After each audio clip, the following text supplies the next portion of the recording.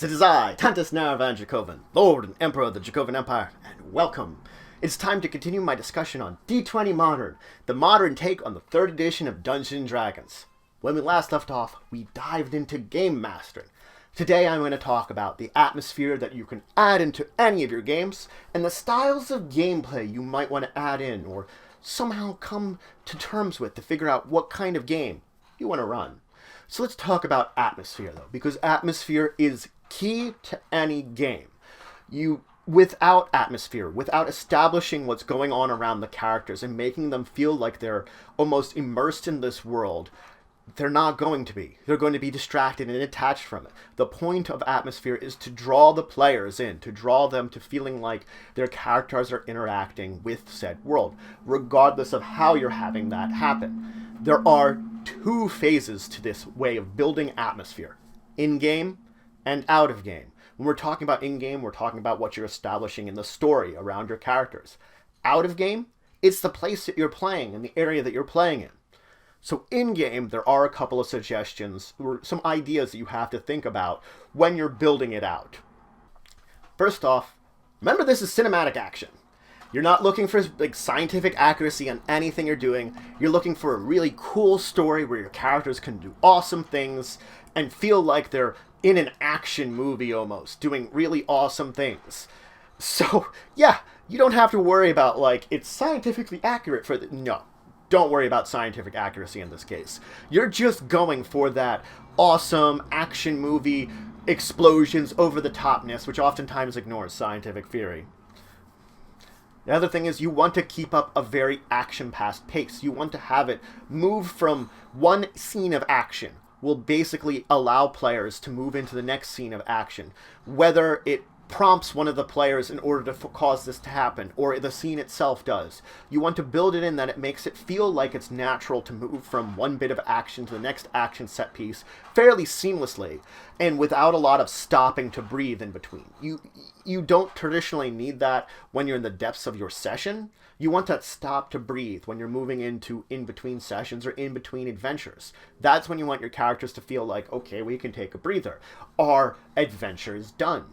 When you're in the middle of it, you want them to feel like everything is continually going and in the story and the plot, atmosphere, moving forward naturally. But don't be afraid to lose a little bit of a change of pace. I don't mean stopping short, relaxing. I mean a little change of pace, because a good bit of scenery or some kind of set piece that opens up to another action scene might be a change of pace. You getting into it where you run into the villain and he makes a monologue speech to your characters. It's a change of pace because you're not directly fighting that villain, but maybe you're getting his plans, or you're finding something out, or something that makes it feel like it's natural. But this change of pace makes sense in the long run. In the same retrospect, though, a cool villain means everything. Having some kind of opponent, enemy, organization that your players can go against and feel like the heroes for opposing means everything to them. Now, this doesn't mean that every villain they're going to face is going to be cool, awesome, and you want to really just mess with them. If they have lackeys or something, traditionally lackeys are kind of stupid, uncool, just they're there to be pushovers for your characters to eventually plow through, defeat.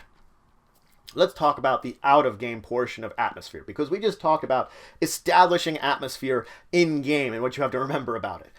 Out-of-game, it also matters heavily. You should minimize distractions, first and foremost. Phones, laptops, TVs, anything like that that can cause a distraction, try to remove it from the area which you're playing, or try to minimize the ability to use it. Basically, you want to make it that players are engaged and they're not checking their phones, or they're not looking on their laptop, or they're not looking over at a TV if it's on in another room. Something like that might exist. They want them to be focused enough that these distractions basically aren't there in their minds. They're engrossed in the game, and that's the point of building this atmosphere. You can build the atmosphere using yourself, more than just the environment you put in. Granted, lighting is important. You want good lighting for paper and stuff, though certain storylines might call for other things to build atmosphere. People want to be able to at least read their character sheets and read what their dice are saying. What you can also do then is do things like, first, change your tone of voice. In certain scenes, if it's more of an action scene, if you could be like this, bold and talking. If it's more like a possibly suspenseful scene, you can talk lower. and you're looking around, slowly but carefully stalking about. See? Change of voice, change of tone, which can mean everything to establishing that atmosphere. Adding voices to characters, that maybe your character has like a little bit of an accent, or like this, or he talks with a little lisp. That's a bad one because that's a little silly of a lisp, but he talks a little lisp because of an accent. Now, granted, many of my accents are silly, so don't use me as an example. But if you can do a good voice for a good character, you can figure out a good voice for them. That's when you want to use it. Maybe figure out ahead of time when you have NPCs what their voices would help out, helping to establish them as part of this atmosphere, and so that if you're encountering someone in a suspenseful scene, maybe they sound suspenseful. Action scene, they might be yelling. They might be like, "Hey you, I'm going to get you now. I'm going to get you right away." These are badly written lines, but it's filled with that kind of action-heavy intensity that you want when you're talking about an action scene. Now let's talk about styles of play. There are two main styles of play that we're going to talk about right away. First off, action-heavy. Now, when we're talking action-heavy, we're talking about kick down the door, beat up the bad guys, save the people that are being kidnapped, do it every time. You're focusing on the action, character development, probably not even thinking about it. You're not worrying about the personality of your character or what you're building for the personas they're playing. You're not worrying about kind of any talking or story. You're ready there to punch down the door, kick things in, get that there. It's important to talk about these styles of play because, heck, it's going to matter what your players want and you want, and you have to find a middle ground between the two of them. Maybe your players want to play this kind of game. Then you build this kind of game. You have to recognize the types of players you have and what kind of game would suit them best, or at least closest to it. Now, the other style of gameplay is the general role-playing type. What I mean by that is you're establishing a game where it can be sessions without a dice roll, where people are talking out their problems, discussing things with it, learning through communication, maybe investigating various things where you don't need to roll a die for them to discover stuff, where they're asking people, investigating with them. Perhaps they're worried about developing their personas, their personalities. They're developing their characters, and that's more important than any of the action they may face. Action might occur, but it's not important as to developing their characters and developing the characters within the story. Both of these are actually extremes. You rarely have a game that's just one of these. Normally, you find something in between. A balance between the action and the character development. And again, this is important to recognize what your characters like. If your characters like both of them, balance it sort of in the middle. If one leans to one side or more than the other, then lean more towards the one side. But really, that balancing act between the two of these is the hardest and the greatest thing to do, because if you can get it correctly, that is where you get the best style between these two balances. Balance is the key for anything in your game and finding the correct one. Sometimes it might be good to go to the one extreme or the other. Other times, most of the time, in the middle. There are other important things to consider when we're talking about balance. First off, seriousness versus humor. Granted, in a combat situation, you don't want humor. But in like role-playing situations where people are discussing things out, a little levity can go a long way. So you have to find this balance about maybe you want to add in a little levity to make it so that it feels like people aren't just being shoehorned into it helps break tension sometimes, which granted you might want tension, but if you get to points in times where there's too much tension or you feel like the tension is overflowing, a little levity can help draw them back from the edge there and balance things out more.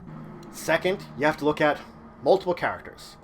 Most pre-made adventures are usually made for 4, maybe 5 players. If you only have 3 players, well, you have a problem. You can either edit the adventure, or you can allow at least one player to play more than one character. Now that becomes a challenge. Because, okay, we're talking about this here. If you make some game for yourself, maybe you made it for 3 players. But most challenges, those are built around 4/5 players. So you have to edit those challenges that are sort of provided to you in order to even think about that.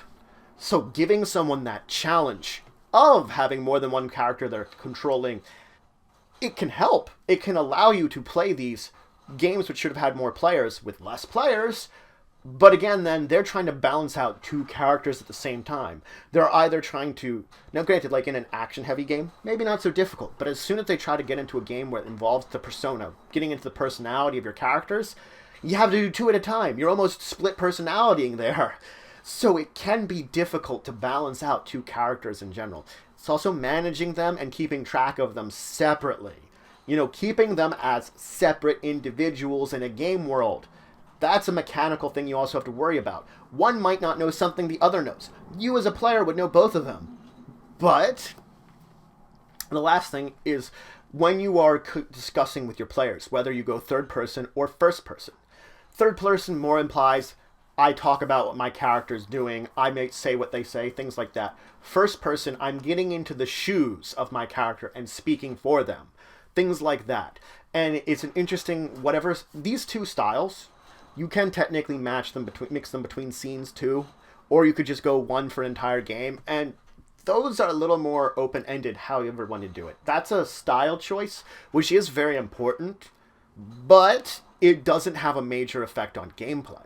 First person's usually better for getting into the persona of your character, because you're speaking with whatever words you're getting your character into. Third person's probably a little bit more towards that action side, because you're basically describing more what your character's doing, rather than saying what your character's doing. You know, it's when you're saying it in first person, you're in their shoes, or you're out of the shoes, basically directing them. Directing's better for the action scenes. So that's it for today. I introduced you to two more things that are important for game mastering: atmosphere and style of play.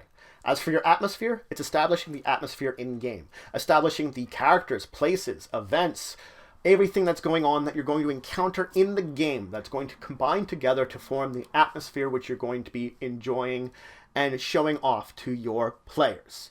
Out of game, it's various distractions that your characters can have and minimizing them, while you yourself make efforts to add atmosphere, even in the tone of your voice, maybe by something you say, maybe by a voice you give for a character. These things add to the atmosphere of your adventure. Then I talked, of course, about styles of play, which all of them are balancing acts. The major one, action versus effectively role-playing, the development of character.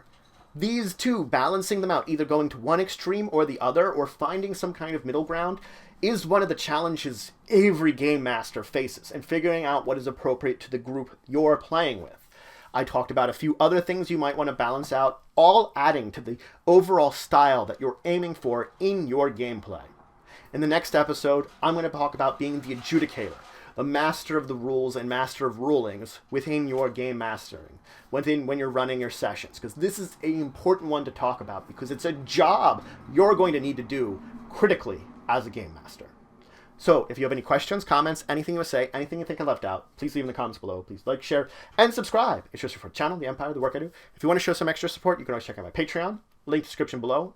But regardless, until the next time, I bid you farewell.